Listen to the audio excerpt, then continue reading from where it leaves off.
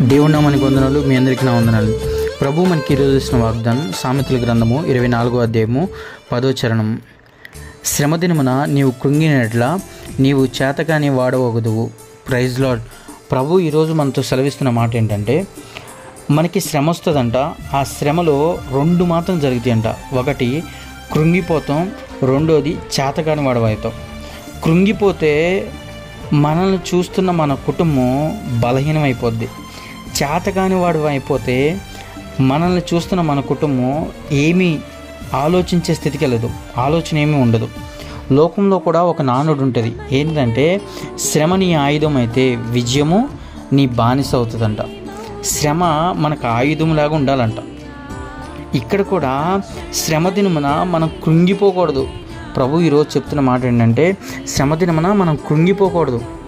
ఎందుకు కృంగిపోకూడదు? ఆ శ్రమను బట్టి మనం ఎందుకు కృంగిపోకూడదంటే, అదంట మనల్ని చేతకాని వాడినిగా చేస్తుందంట. మనం ఏదన్నా చేతకాని వాళ్ళము అవుతున్నామంటే మనలో ఉన్న శ్రమలు ఎక్కువగా కుటుంబపరమైన శ్రమలు ఉంటాయి, ఇంకొకటి ఆర్థికపరమైన శ్రమలు ఉంటాయి, ఇంకొకటి లోక సంబంధమైన శ్రమలు ఉంటాయి, ఇంకొకటి ఆత్మ సంబంధమైన శ్రమలు ఉంటాయి. ఈ శ్రమల్లో మనము కృంగిపోకూడదు.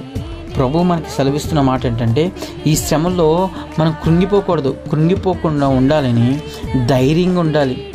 మనకి శ్రమ అంట, శ్రమ నుంచి నిరీక్షణ పుట్టిస్తుందంట. వాక్యం చెప్తుంది, శ్రమ మనల్ని నిరీక్షణ వైపు నడిపిస్తుందంట. ఈరోజు ప్రభు మనకిస్తున్న వాగ్దానం కూడా అదే. మనము ఈరోజు శ్రమల దినం కూడా, ఈరోజు బసవ బుధవారం అని కూడా చాలామంది ఈ విషయాల్ని మనం ఎక్కువగా శ్రమ దినాలు పాటిస్తూ ఉంటారు కొంతమంది. కానీ ఈరోజు ప్రభు మనతో సెలవిస్తున్న మాట ఏంటంటే, శ్రమ. ఆ శ్రమ వలన నేను సింహాసనంలోకి వెళ్ళాను, సింహాసనం దగ్గరికి వెళ్ళాను, సింహాసనం దగ్గర ఆశ్రయుడై ఉన్నాను.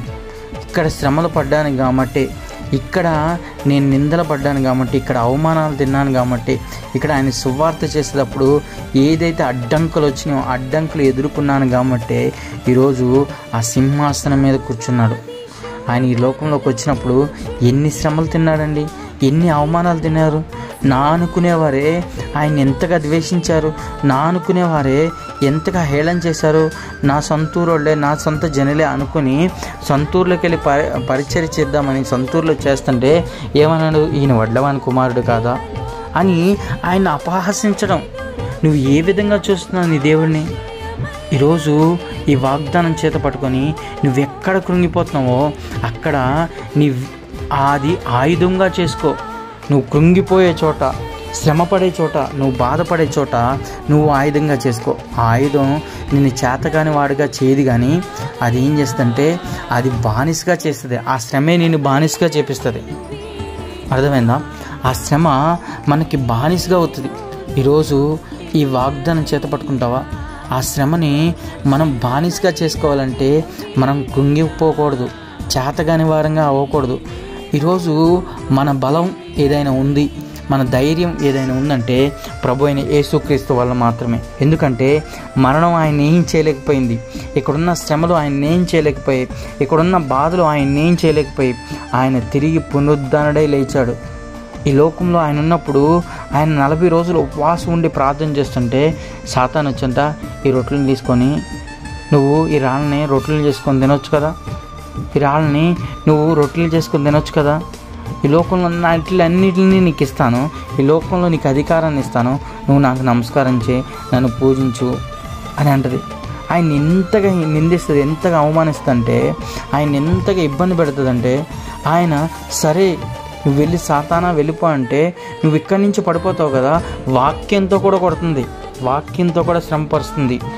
కొన్నిసార్లు ఏదో ఒక రూపాన సాతాను మనల్ని ఎక్కువగా శ్రమ వైపు నడిపిస్తాడు. ఆ శ్రమ వైపు మనం వెళ్ళినప్పుడు మన శ్రమని ఆయుధంగా చేసుకోవాలి. ఆ శ్రమ టైంలో మనం కృంగిపోకూడదు. శ్రమ టైంలో మనము చేతకాని వాడం అవ్వకూడదు. దేవుని వాక్యం సెలవిస్తుంది, నేను బలపరిచేవాడిని యందు సమస్తము చేయగలవనంట. ఆయన బలపరచాలి. ఆయన మనల్ని ఎప్పుడైతే బలపరచాడో ఆ బలాన్ని బట్టి మనము ఎక్కడ బలహీనము మన బలము ఏదైనా ఉందంటే ప్రభు అయిన యేసుక్రీస్తు మాత్రమే. మన బలము ఏదైనా ఉందంటే ప్రభు అయిన యేసుక్రీస్తు కలవరి శిలువ త్యాగమే. ఈరోజు ఈ వాగ్దానం చేత పట్టుకొని నువ్వు ప్రార్థన చేస్తావా? ఈ వాగ్దానం చేత పట్టుకొని నీ దేవుడిని అడుగుతావా?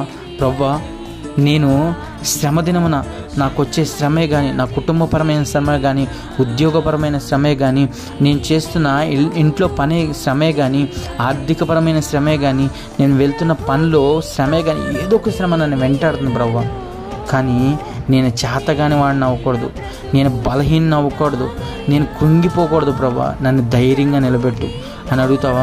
అడిగినట్టయితే ఆయన ఏం చేస్తాడంటే పక్షిరాజు వలె ఆయన రెక్కల మీద నిన్ను మోస్తాడు, ఆయన రెక్కల మీద మోస్తాడు. కాబట్టి ఈరోజు నువ్వు ఎక్కడ బలహీనం అవుతున్నావో అక్కడ బలవంతుడిగా మనం ఉండాలి. ఎక్కడ మనం కృంగిపోతున్నామో అక్కడ మనం కృంగకపోకుండా లేవనెత్తబడేటట్టు ఉండాలి. ఎందుకంటే యేసు రక్తంలోనే ప్రతి జయం ఉంది, యేసు రక్తంలోనే విజయం ఉంది. ఈరోజు ఆ శ్రమని నువ్వు విజయానిగా మార్చుకుంటావా? ఆ శ్రమని నువ్వు ఆయుధంగా మార్చుకుంటావా? ఆ శ్రమ నీకేం చేస్తుందంటే కృంగిపోకుండా లేవనెత్తే విధంగా ఉంటుంది.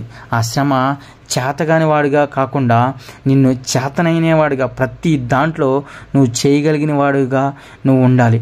అట్టి కృప దేవుడు మనందరికీ దయచేయను గాక. ఆమేన్. ప్రేమ కలిగిన తండ్రి, కృపామయ, నీకు వందనాలు, స్తోత్రాలు దేవా. ఈరోజు అయా ఈ 10వ వాక్యం ద్వారా ప్రభా, ఈరోజు వాక్యాన్ని మాకు అందిస్తున్నందుకు నీకు వందనాలు, స్తోత్రాలయ్యా. శ్రమ దినమున మేము కృంగిపోకుండా ప్రభా, చేతగాని వాడు అవ్వకుండా ప్రభా మీ సహాయం ఇస్తున్నారు ప్రభా.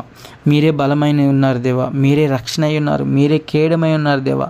మేము ఈరోజు మా ఏదైతే శ్రమలు వస్తున్నాయో, లోకసరమైన శ్రమలు ప్రభా, శరీరానుసరమైన శ్రమలు, ఆర్థికపరమైన శ్రమలు, కుటుంబపరమైన శ్రమలు, ఏది వెంటాడుతుందో ప్రభా అది మేము సరైన రీతిలో జయించలేకపోతున్నామేమో ప్రభా, దయతో క్షమించండి.